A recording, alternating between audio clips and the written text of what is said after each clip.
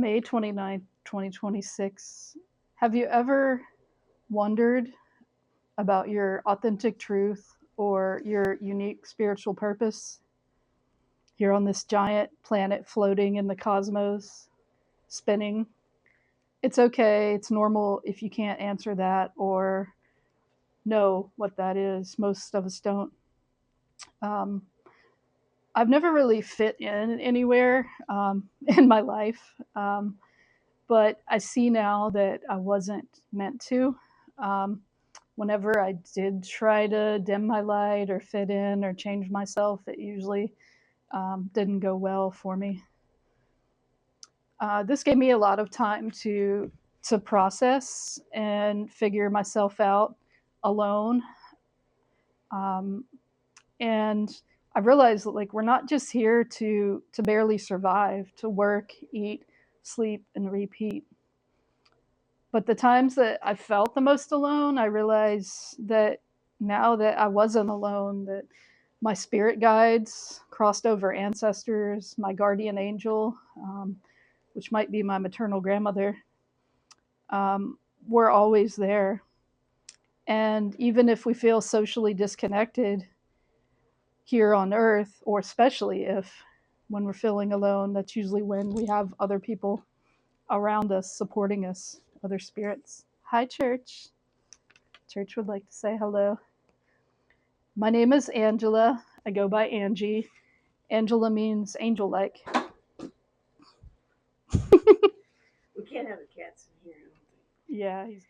So, what I've realized about myself, and part of the reason that I've often felt alone or misunderstood, is I'm an INFJ. We're the rarest personality type out of 16. So, if you get into Jung, I'm going to talk a lot about him later on.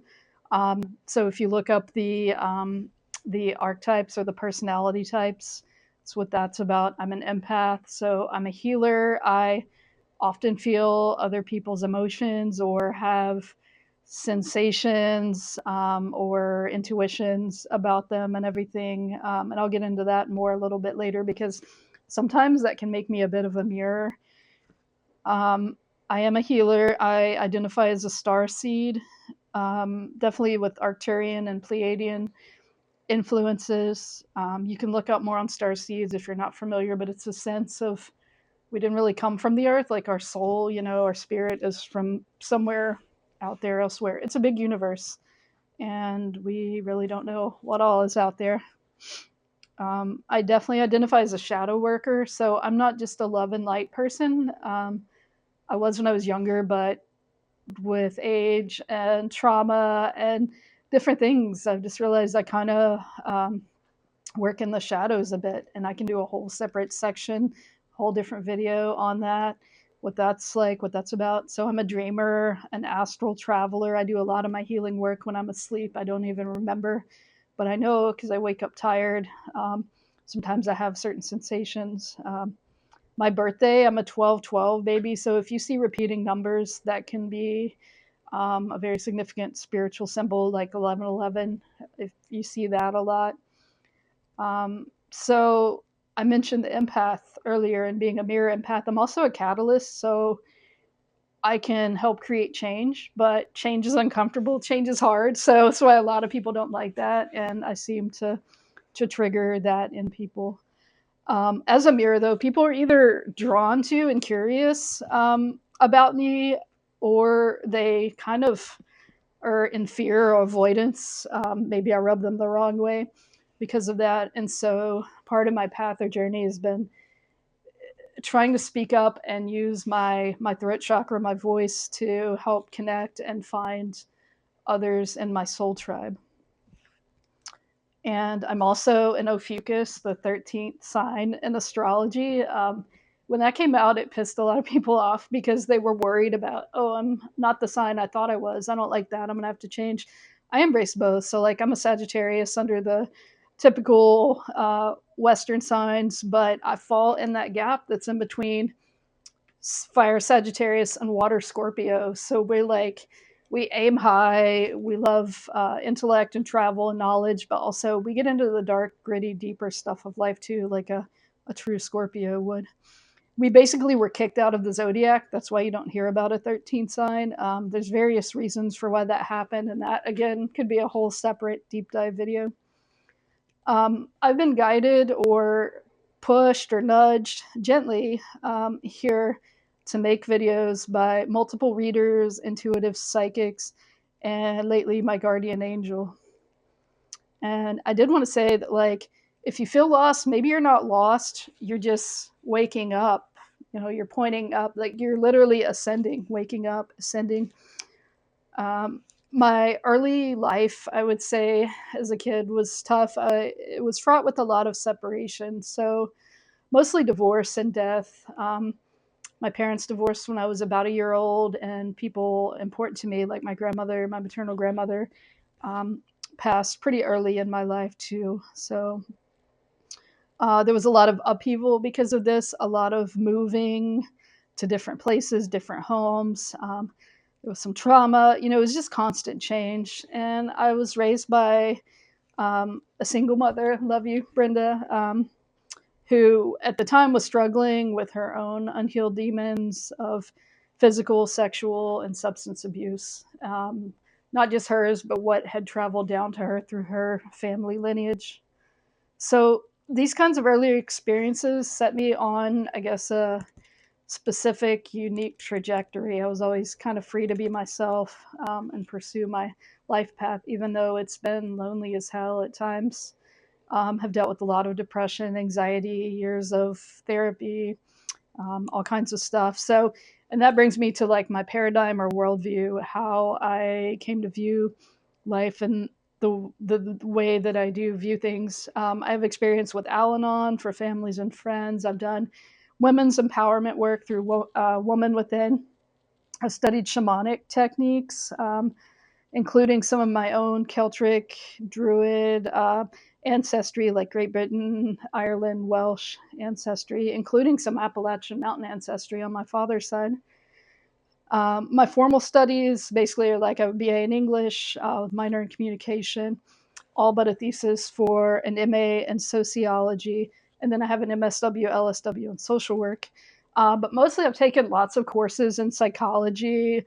Jung has been a huge influence on me. He's like the one person that if I could go back and meet or have dinner with, living or dead, it would probably be Carl Jung. We'll do separate deep dive into him at some point. I read lots. I read a lot of books. So just as a disclaimer for what I'm talking about today in this first video, I'm not a love and light guru with all the answers, like I was saying earlier, but what I am is a real, honest soul who has gone through some heavy shit and many, many dark nights of the soul. And so I'm here to question, to share, explore, teach, maybe helpfully guide others, including you. They're possibly going through similar things. So again, a lot of my influences are in pop psychology, new age spirituality. I've read a lot of self help books, world religions, including Buddhist and Wiccan concepts or belief. I was in AmeriCorps Vista and in Triple C for a while. I did Army ROTC Basic, Fort Knox. I've just had some unique like life experiences that have given me this sociological social work sort of framework and viewing things. And I do think a lot about demographics, dynamics, all the isms in society. I use oracle cards. I find those less abstract than tarot, but I've done like readings here and there, getting more in touch with that intuitive psychic side and my discernment. I tend to primarily identify as a healer. I get really excited about energy work, Reiki. I love colors and sound, vibrations, music, the thoughts of healing with that. And I do identify with this wounded healer archetype because of all this trauma and things that I've been through early on. The idea is that you can take that and you can become more bitter or more jaded or more cynical about the world, and there's certainly enough out there to be upset about right now. That's for another day. But you also have the choice at some point to take that and say, you know what, I'm going to deal with this. I'm going to examine it. I want to heal from it and maybe, help others even with that. My main trade is I'm an LMT licensed massage therapist of 15 years, and my partner is as well. You'll meet her eventually coming up here. And like I said, I've been drawn to energy work. I'm a Reiki master. I haven't done a whole lot with that lately in terms of like teaching others or carrying that forward, but who knows? That's a possibility. I'm open to future possibilities. Been collecting gemstones for 25 plus years. I have a huge collection in a case out there. Um, you know, what kind of a dull gray world would it be without color and music and sound, right? Those are some things that light me up. So for me specifically, my purpose or authentic truth, which is what we're getting back to here, right? The question at the very beginning, have you ever wondered what your authentic truth or your spiritual purpose is here? So my purpose or authentic truth is to speak up, to use my brilliant blue throat chakra, to offer truth, hope, healing, and perspective to those who wish to hear it. If this resonates with one person out there, you are worth it. You're not alone. You magical fucking freak. I love you in the broadest sense. If this doesn't resonate, well, you probably stopped watching it by now. My light has been dimmed for multiple lifetimes. This has come to me through readings and through others, both by myself dimming my light to preserve and protect myself out of fear, and also because of lower energy attachments or connections I had with people in past lives. That ends now. I'm finally using my voice. I'm speaking up. Know that I am divinely surrounded on my mission by loved ones, spirit guides, ascended masters, and angels. I've been putting this off for a while, despite knowing in my heart of hearts, the deepest parts of my soul, that I need to make and share this kind of knowledge and video. Um, to be clear, it's not really a fear of public speaking as much. I got over that at about age 22 when I had to do a senior college presentation. Spent 2 semesters researching and writing and had to get up in front of all my professors on Romanticism and the New Age movement. It's more like I've been waiting for inspiration or guidance or discernment on where exactly to begin. There's so many things I could talk about, but the question is where to begin.